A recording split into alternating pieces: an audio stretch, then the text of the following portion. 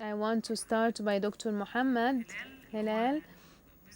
He's a businessman and he has a business in China. So, to what extent have you touched the words mentioned by Dr. Ziad, and what are the weaknesses and strengths?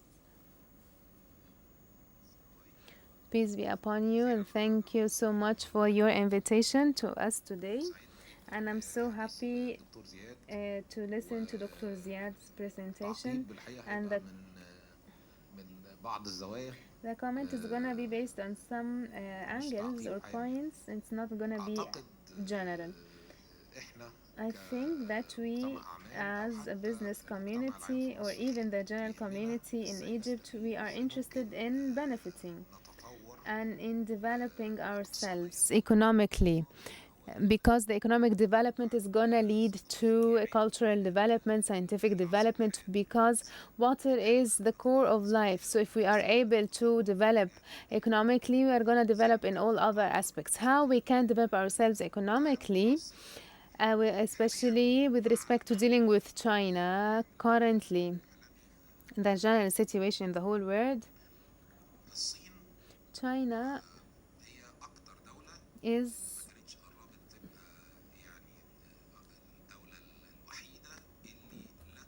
the unique country that's not facing economic crises. It's the only country that you can conduct partnership, economic partnership with it, and it's gonna help you to develop as a company or as a country. So many people think in Egypt or raise the question on how to establish economic relationship with China or increase this. Currently, we import products. We only focus now on attracting investment. So, for what? You are going to attract investment. For what? Regardless of the obstacles. As long as you know what you are going to do, the investment is going to come. There is a huge size of investment that came from China to Egypt, but it not corresponded to the size of China and not corresponding to the importance of Egypt. Before thinking about increasing investment, we should think about increasing exports. Anyone comes to ask, I'm usually asked this question: what does China need? What can we export to China? What do they want from us? The question principally cannot be made for China. It could be asked for any other country. China needs everything. People who have a population equal to Europe and Africa together, and there's very big diversification of tastes and different nationals and different ideas, along with the openness, the relative economic openness that took place recently, and the readiness to import from different countries. We should find our place in this market. The businessman couldn't wait here and say, I'm waiting for the Chinese people to tell me what they want. This will not happen, and it couldn't happen that you go to Shenzhen and Shanghai and Beijing and meet with huge companies that are not suitable to the size of Egyptian companies and ask them what will import from me, because their size is very big and their needs. These are areas that are industrial and productive. China is wide, it has thousands of kilometers. Like Dr. Ziad said, there's a big gap between the cities and the villages.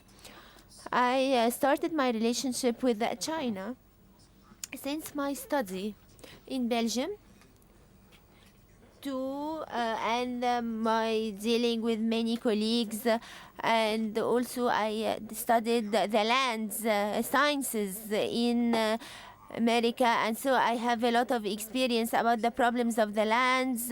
I have lived in Canada and I have exported from Canada to China 20 years ago. I started exporting to China 20 years ago. I came to Egypt not for any business-wise reasons, but my dad told me that I have to return back. But otherwise, I am a resident in Vancouver. I am producing fertilizers in Canada and exporting to China. There's no reason for me to get back to here. But my dad told me what you did in Canada, come to make it here in Egypt. And it was a very big challenge, of course. It is natural in any market. You will have two reasons for exporting. Whether you are producing a good that is well known and is required with a competitive price, and so the people will ask you to get it. And the people in China will not ask for this because the people in China do not have information that is enough, especially in uncivilized places, about the external world.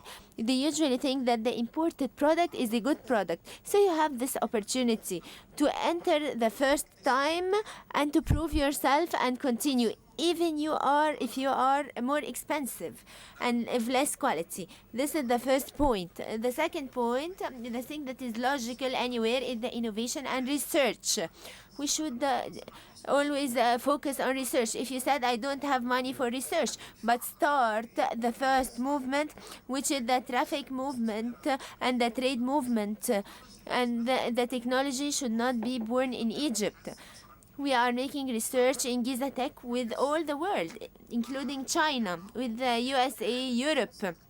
It is reusing of this research in developing a product that is commensurate with the different areas. I think that this is the concept that can benefit us to come out of the conviction that someone should come and tell us what to do. China wants everything, and any businessman who will be interested in the good that he is producing, he will find a market for it there. I don't want to be typical or to be specific so that the people will think that it's something specific. For example, the agricultural field. Many of the community in Shanghai and Beijing and Hong Kong import their food from Japan and Korea. They reject to eat the Chinese food because of the many chemicals in the food. So they think that this will harm him. Okay. In itself, here we have two attitudes. The first thing is to produce food of good quality that are natural, that they will receive from us. Number two, to help them in developing the environment. Also, it is worth mentioning that the rural areas here are more advanced than the rural areas in China. Of course, the urban areas, they are very civilized, but also we are more civilized in the rural areas. So we have a lot to give. The Egyptian farmer is more experienced in many things. He knows how to deal in these points. I will not be lengthier, so that I will give opportunity to other speakers, and in case there are any questions, I'm ready to answer. And thank you. Thank you so much. Of course, there will be questions. But please allow me to tell you that we are very happy that you obeyed your dad and you came here to Egypt to make a project. This is very good. You are saying why we tell the Chinese investor come and he tells us what does he want. This is our problem. And we are talking about this since long ago. We don't have an investment map. We don't know what we want. We don't have a value chain analysis for the sectors to know exactly what they need to put your incentives in this direction and know how to attract the Chinese investor who may come and then go away and be attracted by others because of the problems that he may face. A problem for clarification: when China make a development, they put the U.S. market as a main target, so they produced for the U.S. market or American market. Our main target is to search. We couldn't say that we are making agreements with Africa, so we'll export to Africa. If you want to export to someone who has money and who will pay to you, and maybe they are the same like you are and maybe less than you, so he will not help you. You want to export to someone who will pay for the goods. So any investment, the main target should be exporting. Number one, exporting to China in the main place, and then what is remaining for the other countries. Europe have many products, but they couldn't export it because it will be expensive. No one will buy it. The Chinese want to invest and they don't know where to invest them. So we should have at least the innovative ideas. The entrepreneurs should work on this. And we should have a vision. Who want, who, and when. Maybe you'll have the African market in this formula and you know how much you want from it and how much from the Chinese market. Mr. Hampton, now I give you the floor. Tell us how you see Egypt. In all this, and to what extent what we're seeing about China is correct, and how do you see where we are, given that you've been in the embassy for 4 years now? Okay.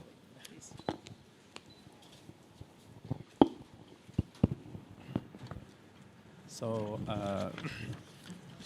first of all, I would like to thank you to invite me to attend this today's discussion.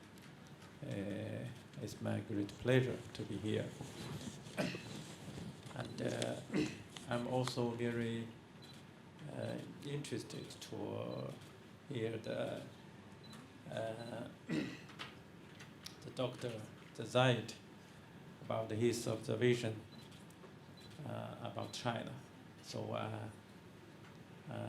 admire how he used only this very short time stay in China to have so much the observation about China and to make some study about Chinese development. So, you know, the people say when you are 1 week in China, you know everything about China. So when you are 1 year in China, you know something about China. When you're 10 years in China, you know nothing about China. So for me, it's difficult. I'm in the position to do nothing about China. It's too long stay in China. So now the people are talking about the Chinese miracles, about Chinese model. I think this what China has achieved for sure is through its own way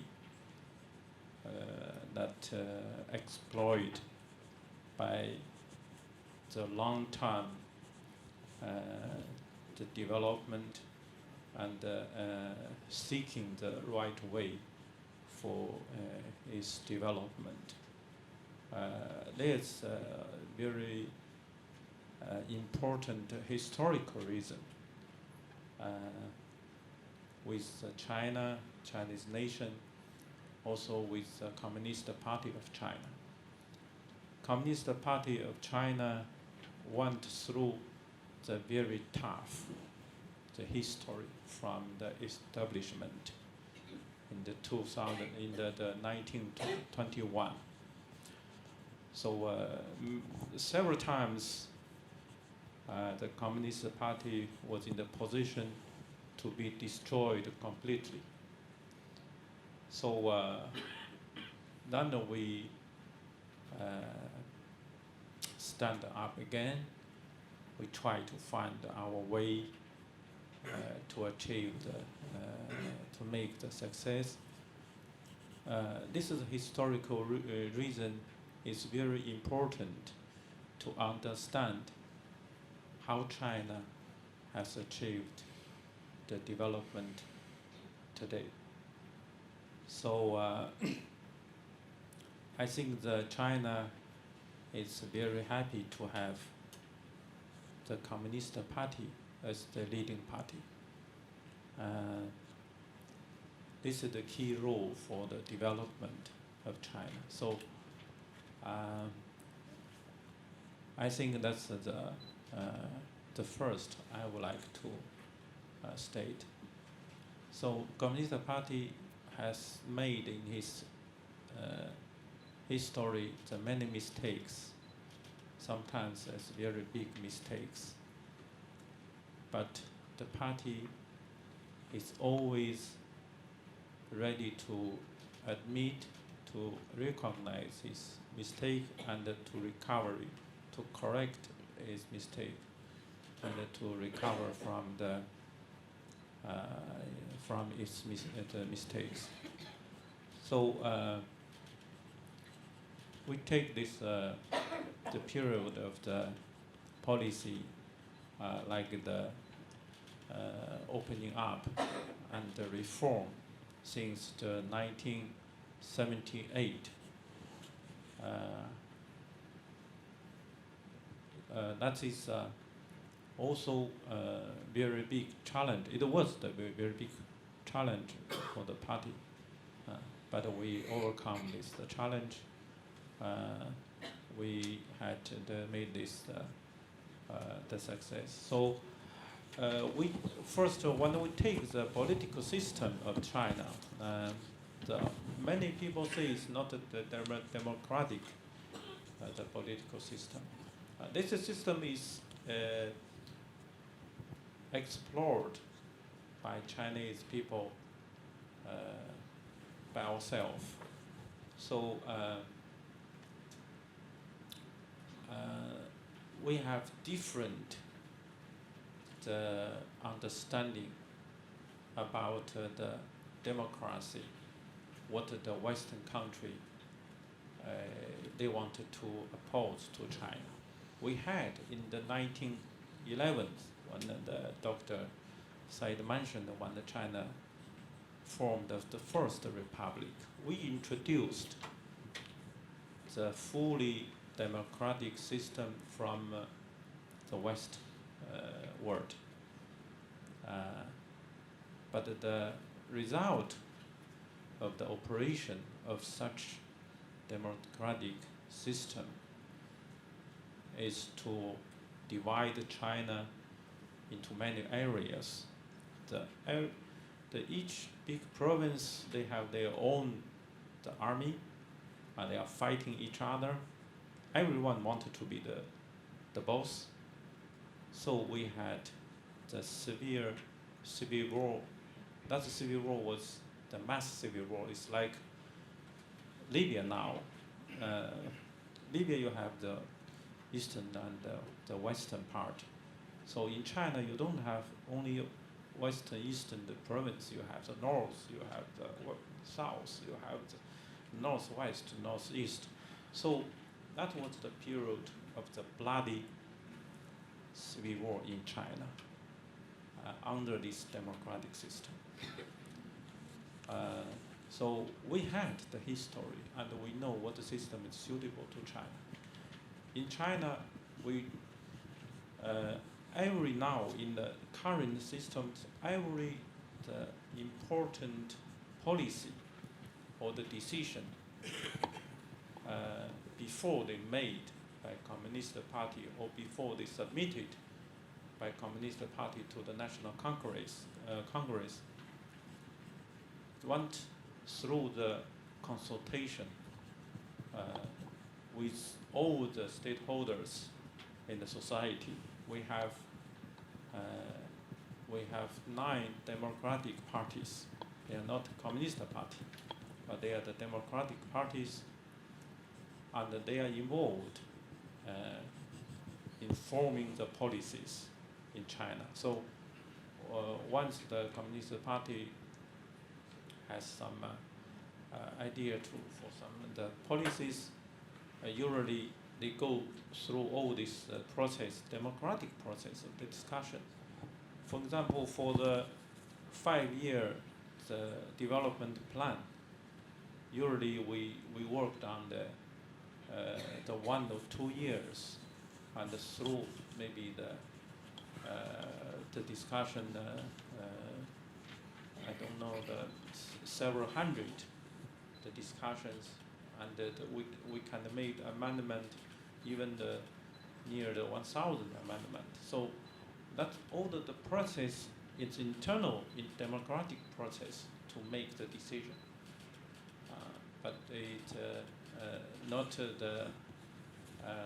like like the publicly discussed in the media, but that internal democratic process, it secures the policy can consider all the opinions from all these social bodies. So I think that secure the policy, it can be can have the continuity, sustainable. I think this is a real democratic the process that is working now in Chinese the political system. And what I want to also emphasize that the efficiency of the management in China in today's the political system is much higher than the efficiency of the government in the other countries. If we take what is biggest success, the Dr. Said said, to reduce the poverty in China. So Communist Party, they made a very detailed plan to reduce the poverty. In each country, in each village, for each the family in poverty, we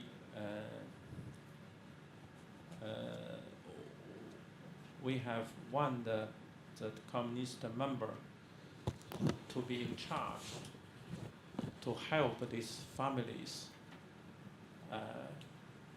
to get out from the poverty. Or we made the cards for the poverty families. So each the family in the poverty, we have the card. In the card, it says how many the member in the family, what are the characteristic of this family, what's the reason of the poverty of this family, what we can do for this the family. So that's what we say is exact targeting the poverty policy in China. So every secretary of the Communist Party in the village is in charge for the reducing the poverty in his village. So that is functioning very efficiently. So every year we have reduction of the poverty.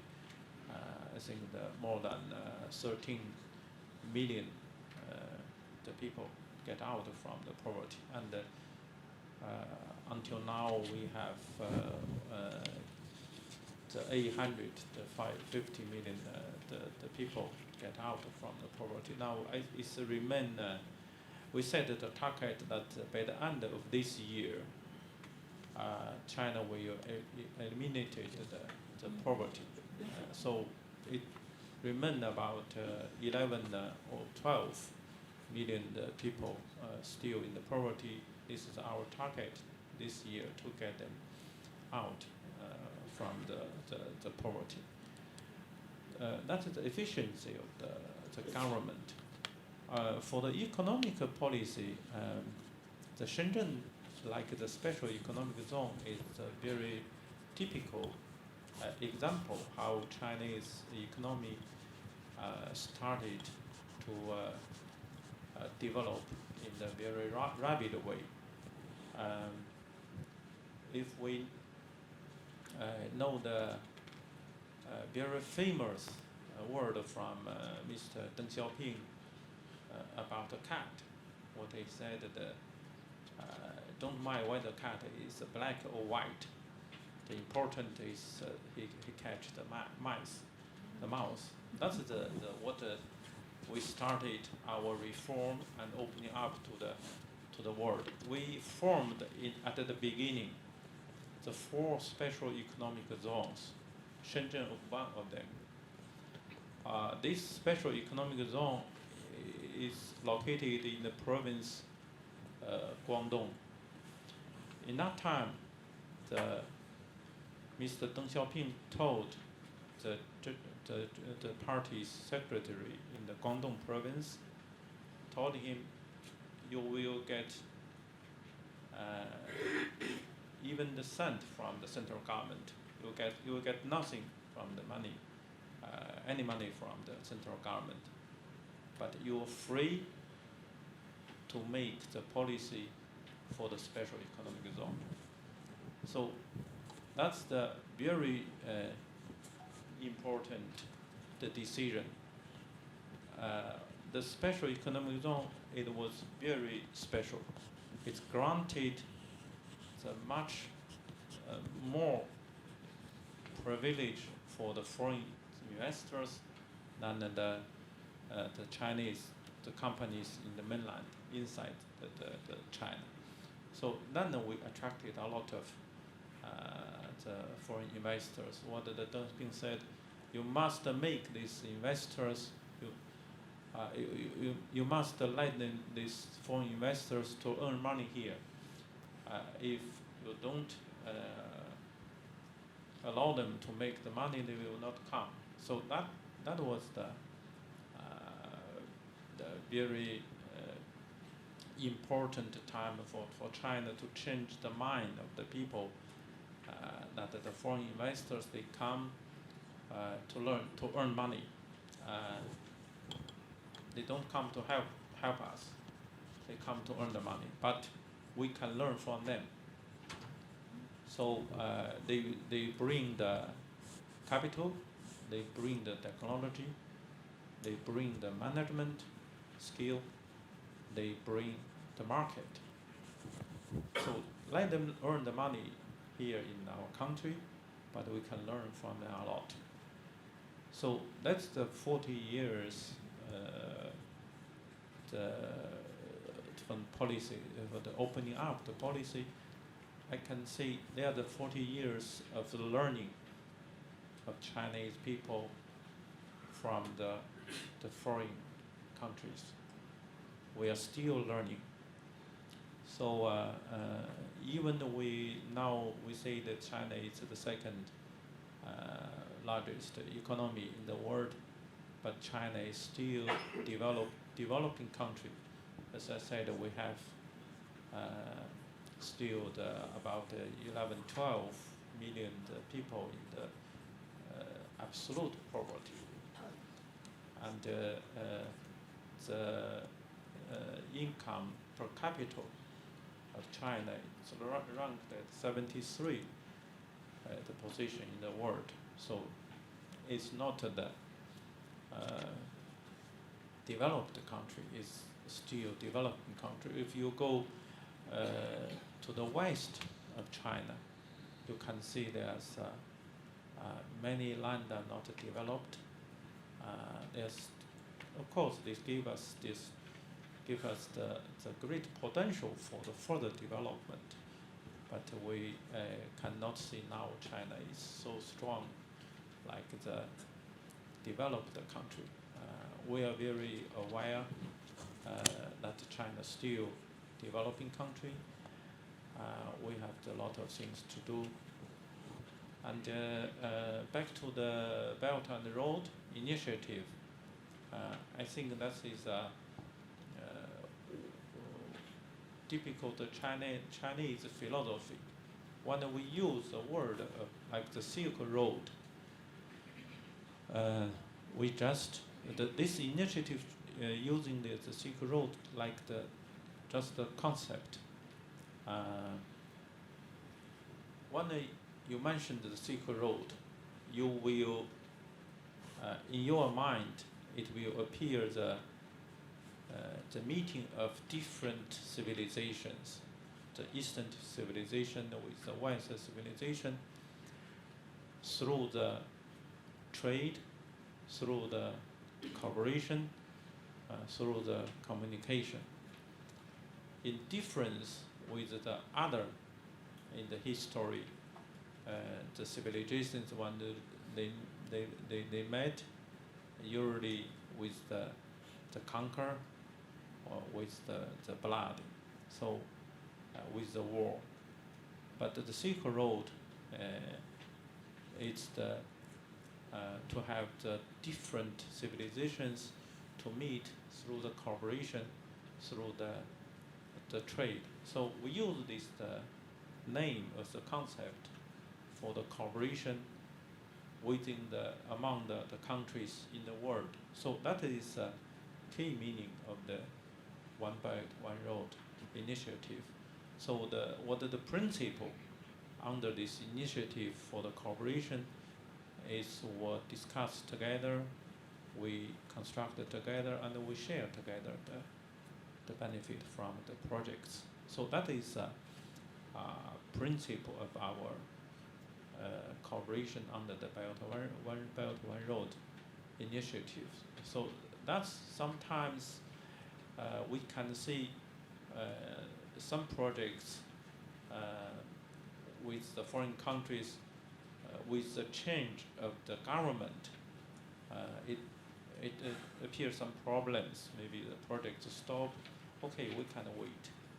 We can wait. We will discuss with all if you are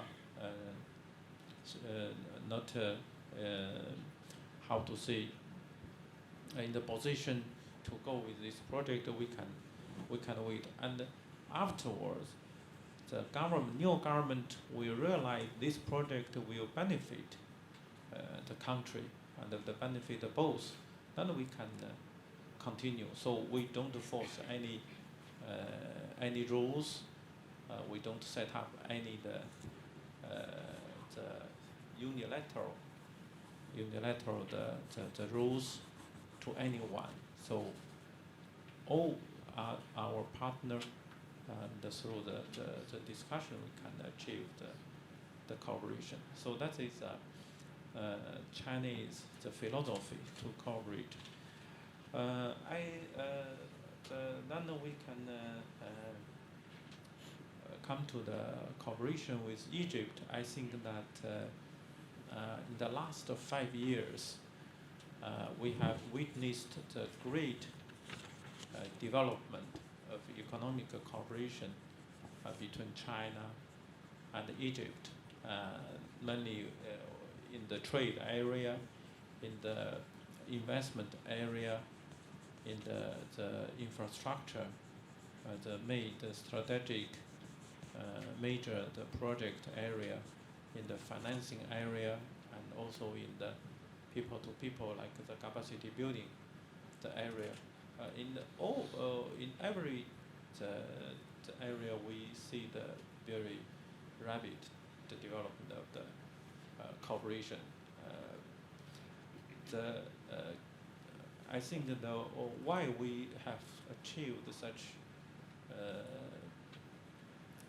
the rapid development is one of the President Sisi took this post, the presidency in the 2014 in May. Actually, I came for the election. I came 6 days before the election, so I caught the very nice time of Egypt. So when I came, Egypt is stable. Election is made, and the President Sisi took the post as the presidency. When he paid the first visit to China as the president in December 2014. So we have raised our relationship up to the comprehensive strategic partnership. So under this relationship, the President Sisi paid every year the visit to China, and our president paid the visit to Egypt in 2016. And the chairman of the consultative, the political consultative Congress also visited last year here.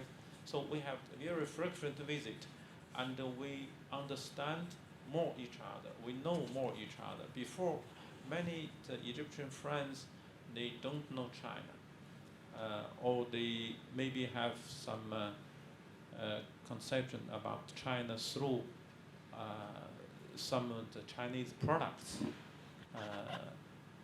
So they don't know the real China.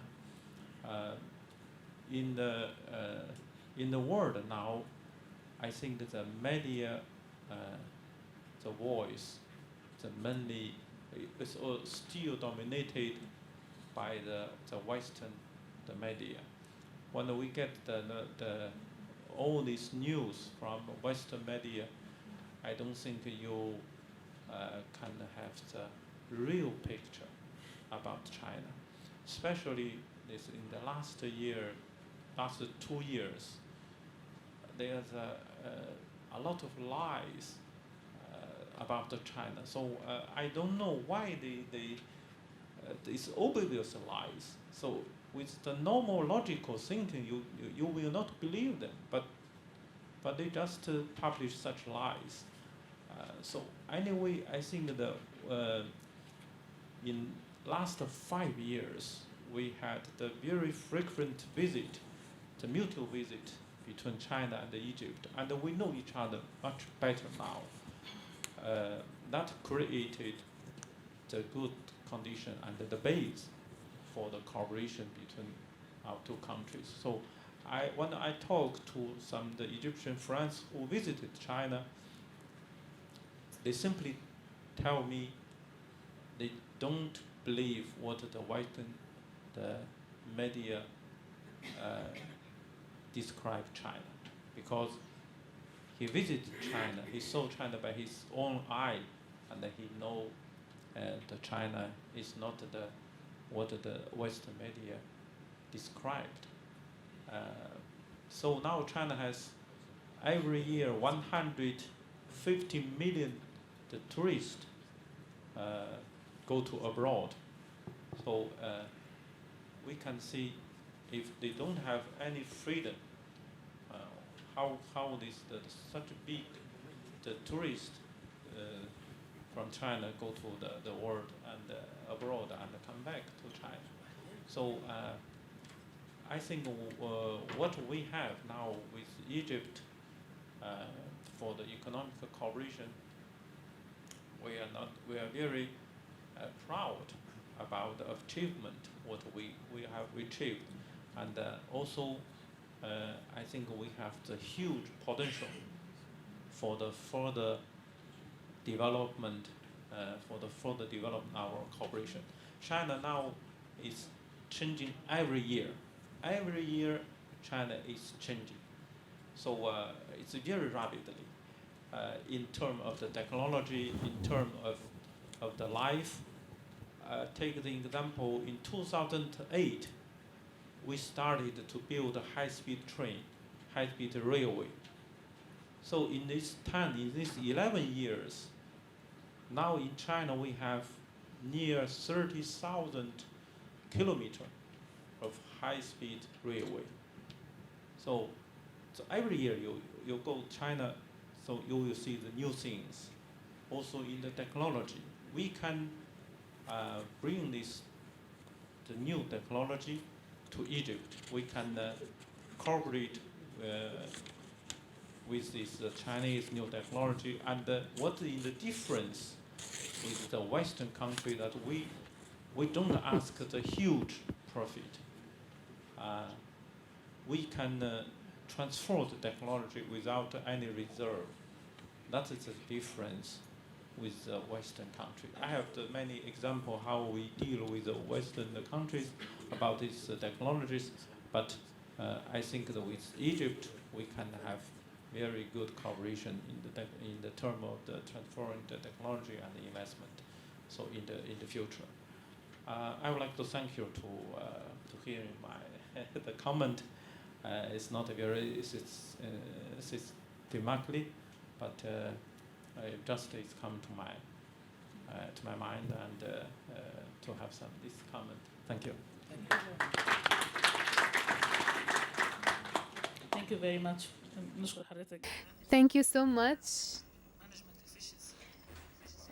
the management efficiency of China, of course, this is the core of success. And what matters with respect to the Chinese model, its miracle is that you still consider yourself as a developing country and that you need to tackle your weaknesses. You are not celebrating your strengths and your successes. You're still looking to your weaknesses, and this is not the case in the other countries of the world.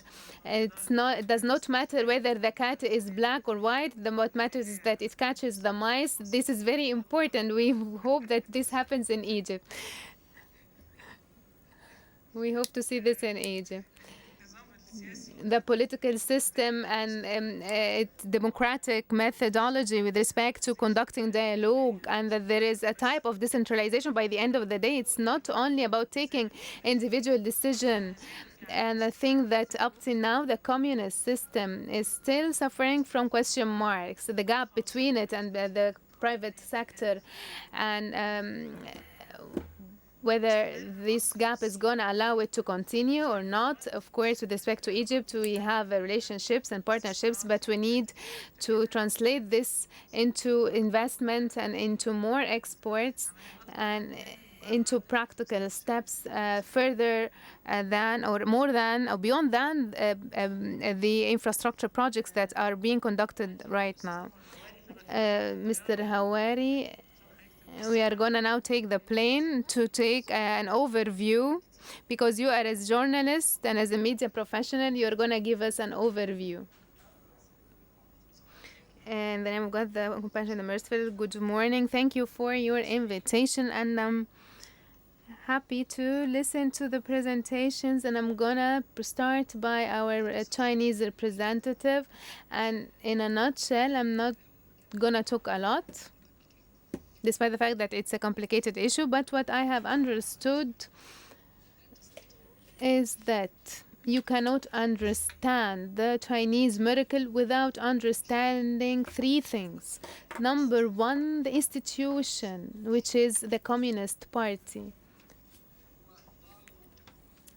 that guarantees the state and that guarantees that it's gonna mark the history, because it's not only achieved taking the third of the humanity out of poverty, but it has consolidated as well a new base, a new epoch, that an unprecedented epoch for the whole humanity, and it's gonna have its own continuous and sustainable impact. The new generations are gonna touch this and are gonna discuss this, are gonna feel this miracle. And I think that maybe in the future we might face Chinese domination. And you have said that this domination is gonna be based on dialogue, on cooperation, on joint ventures or joint projects. But it's possible, of course. And China is gonna need markets, it's gonna need to export its products, gonna need raw materials, so it's gonna expand anyway. And I felt comfortable when you said that this is gonna happen through cooperation. But number one, you cannot understand, and I'm sorry for you, with respect to the coverage of the media. Yes, of course, media has to be blamed, but at the same time, it has its own excuse. It has to be blamed because the coverage of the media is weak. How to write the news, how to understand realities and truth. This is something. And it is also justified because China is a new story and a new journalistic story and a new dream and many questions. It needs a training. It needs to get the writers or journalists or media professionals and try them to know the history of China, its development and its weight worldwide. So I wanted to apologize for you because of this. But again, I said that we couldn't understand the China unless you understood the party, and you couldn't understand the party unless you understood that it is not ideological.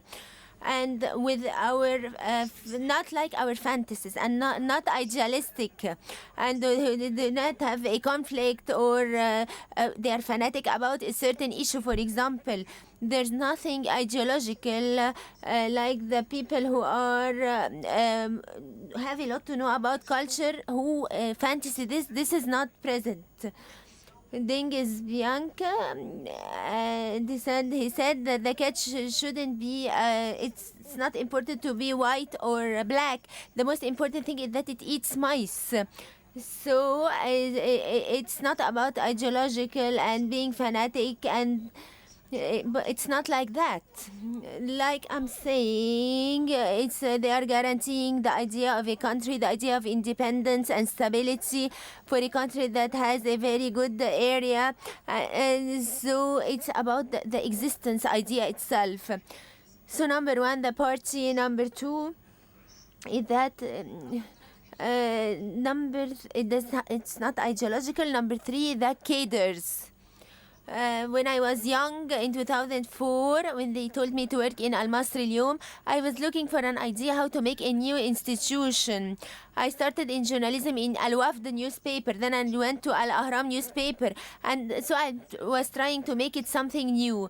Brokers was making a new slogan saying that without Maying nothing can begin, and without institution nothing can last. Without qualified men, you couldn't start your work. And without institutionalization or a discipline or a system, you couldn't continue. So you'll find in Al Masri Al-Yawm newspaper, the news is written in a certain way, the picture in a certain way, and it's not changing from one day to another. So the idea of making an institution, and that to make the institution rational, not fanatic. You have built cadres, built men. The plenipotentiary ministry answered a very important question. China is not democratic with the Western concept, not a Western democratic state, but it has a democratic process of decision making and building the big orientations that can guide the country and the society. I am convinced with this, and I thank him for this. I will go to my dear colleague and my professor, Minister Ziad Bahauddin, and I was very happy with all what he said, and I learned a lot from him. And other than being a professional and an attorney and economic scientist, he is very distinguished in journalism writing. And I like him personally, and human-wise, I like him very much. Sorry, I can't hear except what is said in the mic. I want to add some things. Why China is not sensitive towards the West? Why it is sensitive towards the democracy? Why they say that we made it ourselves? Why this defensive idea? Of course, we and China, we are Eastern. We are Eastern. We were preceding. The modern Chinese identity has been established against the West, and the modern Egyptian identity has also established against the West. And we get the Han tanks 50 years ago before China. They got it in 1948. The idea was that the modern Europe came to Egypt during the Mamluks, and some of them take certain governorates in Egypt. There was no modern army, no modern education, no school. And the same thing in China in 1840, when the British came to with their tanks and said, open your areas to sell Apium. And they were trying to sell these drugs. And they were trying to force them to cultivate it, these kinds of drugs. And they were trying to convince them to give them, for example, for the Iranians, to have a land to cultivate wheat. And when we started the current state, that we have some European people, in our case was the French, and in their case the British, who are trying to take over our country. And so in 1840, Egypt was modernized at the level of the world. In 1840, Egypt was modern worldwide, advanced worldwide. We had a lot of missions. Many people went abroad to get education. In 1840, China was still opening its eyes, and it left 2,000 years before that. When China started to get backwards like us, we started maybe in 1517, the 16th century, like when Kennedy said the increase of the great power. He said in the same thing, China and both of us until the 15th century we were coherent, and then in the 16th century when it was Newton and Galileo, we were away from this, and China also was away from this. What I want to say is,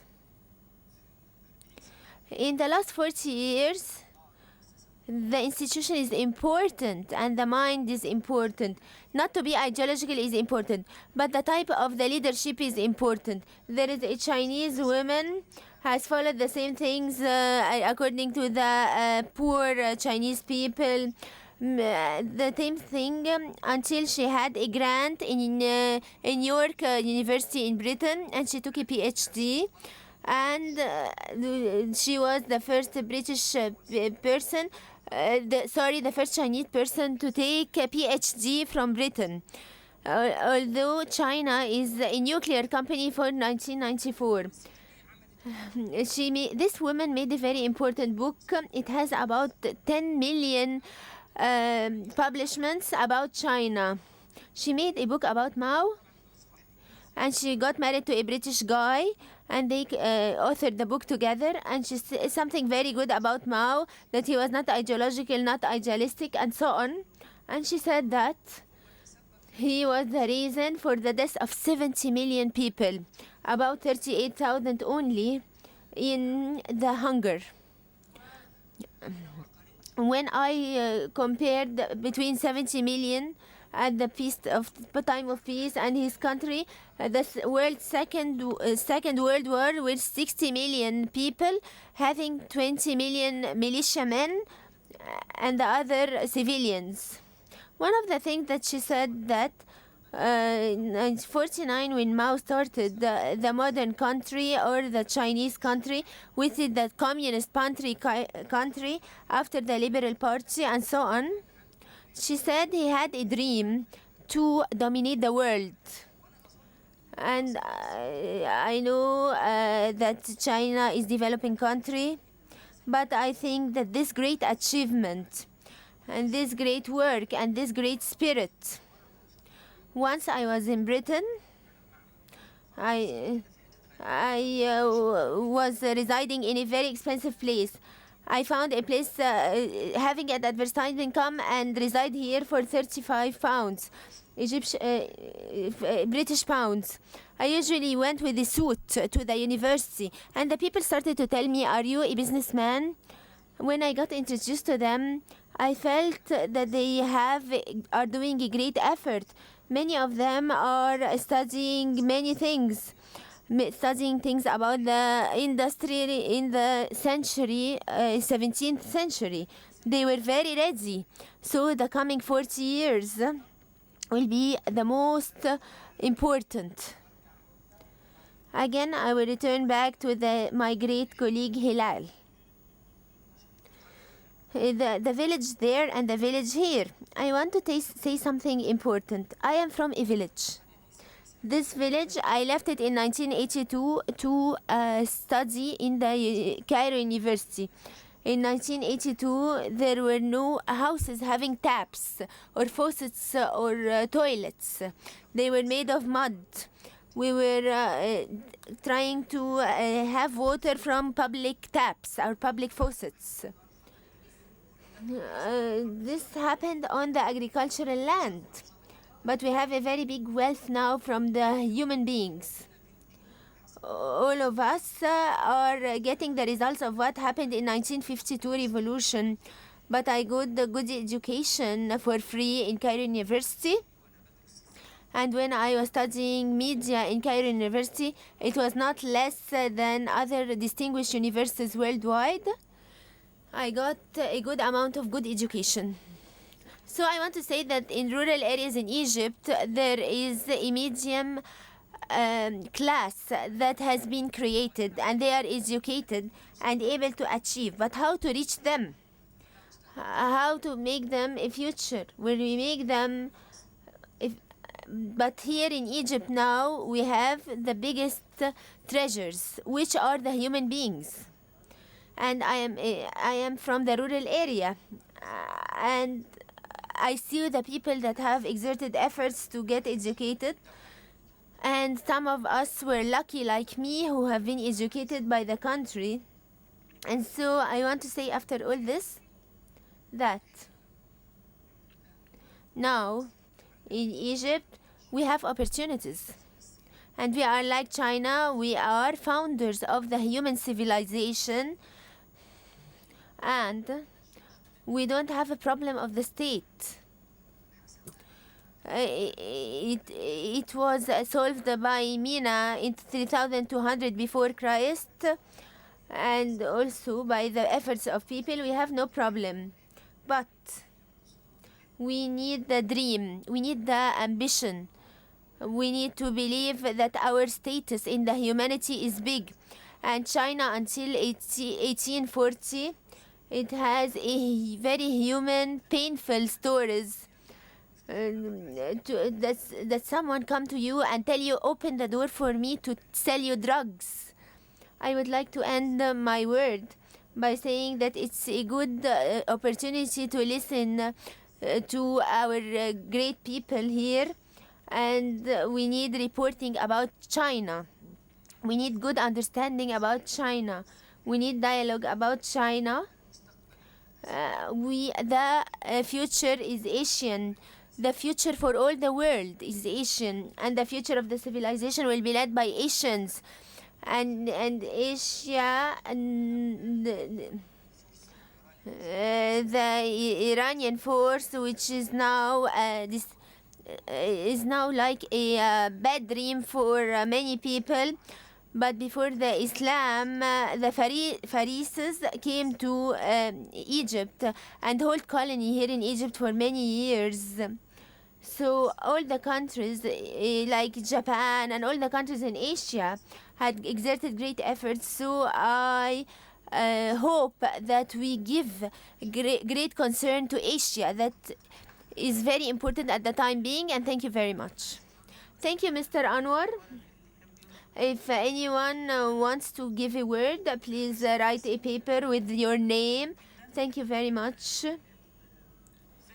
The idea that the ideological system is not communist like what we think, but it has a guarantee for the state and stability.